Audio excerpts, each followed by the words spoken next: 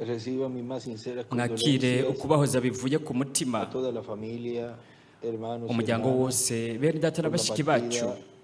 de nuestra hermana kubwo kugenda Ángela kwa mushiki Castellón wacu Mendoza. Angela Castelló Mendoza. Toda la familia Castellón Mendoza, umuryango wose wa reciban mis más Castelló sinceras Mendoza condolencias mwakire ukubahoza bivuye y ku mutima conscientes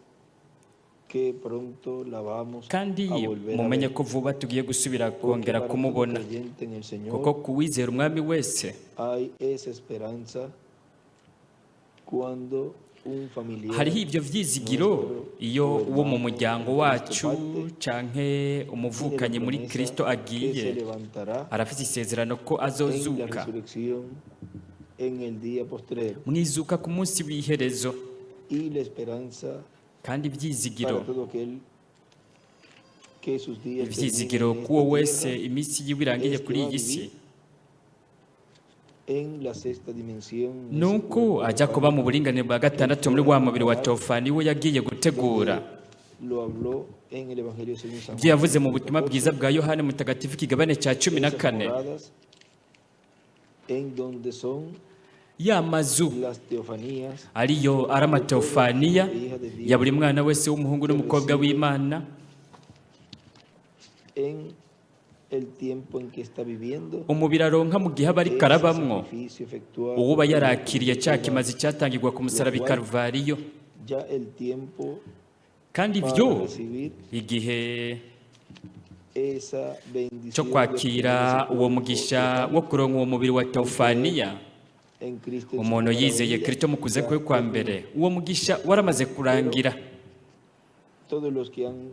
recibido ariko Cristo como abantu bose Salvador bakiriye Kristo nk'umukiza y wabo parten, tienen esa bakava mu promesa mubiri barafise iri de que van a sezerano la sexta dimensión, y'uko bajya a mu buringanire bwa esperar gatandatu a kurindirirayo que ocurra bakarindira ko la resurrección, haba izuka lo cual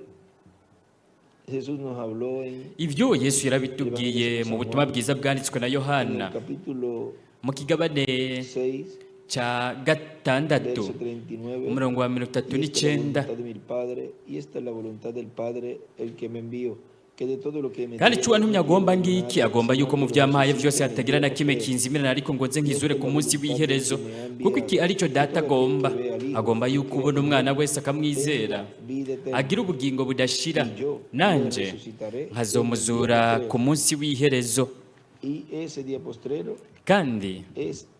este tiempo uyu munsi final, w'iherezo ni iki gihe cya el cual nyuma estamos viviendo, icyo turiko del turabamwo cual el apóstol Pablo nos habló, aho intumwa Pawulo que mutagatifu a la final trompeta, yatubwiye ko mu nzamba y'iherezo vean en nimurabe Primera de Corintios, mu Bikorino ba mbere capítulo 15, ikigabane cya 15 verso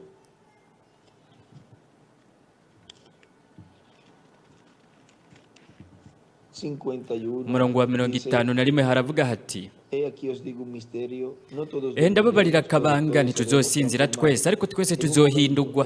mu kanya gato mu kanya nk'ako gukubita ingohe aho inzamba y'iherezo izovugira kuko inzamba izovuga abapfuye bakazugwa batagishobora kubora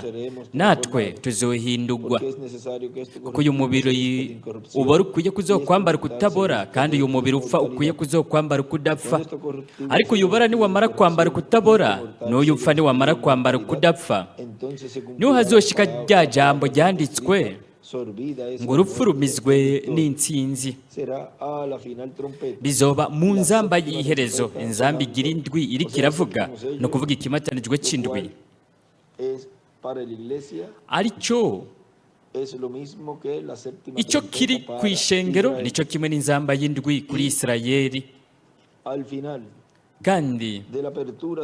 ku iherezo ryo kumenwa kw'ikimatanijwe c'indwi ariko kugurugwa kw'ibanga ryo kuza k'umwana w'umuntu azananye n'abamarayika biwe hazoba iryo sezerano ry'izuka mu Bitesalonika ba mbere ikigabane cya 4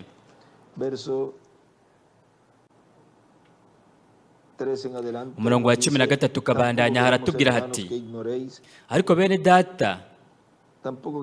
ariko bene data ntitugomba ko muyobegwa iby'abasinzira itiro ry'urupfu ngo ntimubabare nka ba bandi badafise ibyizigiro, uko twizera yuko Yesu yapfuye akazuka, abe ariko twizera yuko abasinziririye muri Yesu Imana izobazanana nawe. Iki nico tubabwira n'ijambo ry'umwami twashikirijwe, yuko twebwe bazoba bakiriho dusigaye gushitsa ku kuza k'umwami wacu tutazokwitangira imbere abasinziriye na gatoya, kuko umwami wacu ubwiwe azoza amanutse avuye mu ijuru aranguriye ijwi rirenga hamwe n'akama k'umumarayika mukuru n'inzamba y'Imana, maze abapfiriye muri Kristo nibo bazobanza kuzuka, maze natwe abazoba bakiriho dusigaye tuzoca duteruranwa nabo mu bicu dusanganirire umwami mu kirere, niyo tuzokwama tubana n'umwami. Nuko mwiruranishe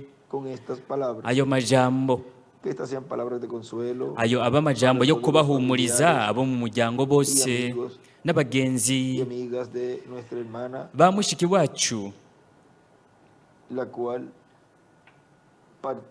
ari we yahamagawe n'umwami, mushiki wacu Angela Castejon Mendoza. Ese Imana yohumuriza yohoza imitima yanyu, kandi tube turiko turitegura twese abasigaye kugira ngo twakire kwa kugenderwa gukomeye ariko kugiye kuba. Twebwe dukwiye kubandanya turiko turitegura kugira ngo twebwe tubabonye duce duhindurwa. Imana ibahezagire kandi barinde, mubandanya mugira umunsi w'amahoro kandi mufise icizigiro ko tuzosubira kongera kumubona. Imana ibahezagire kandi barinde mwese.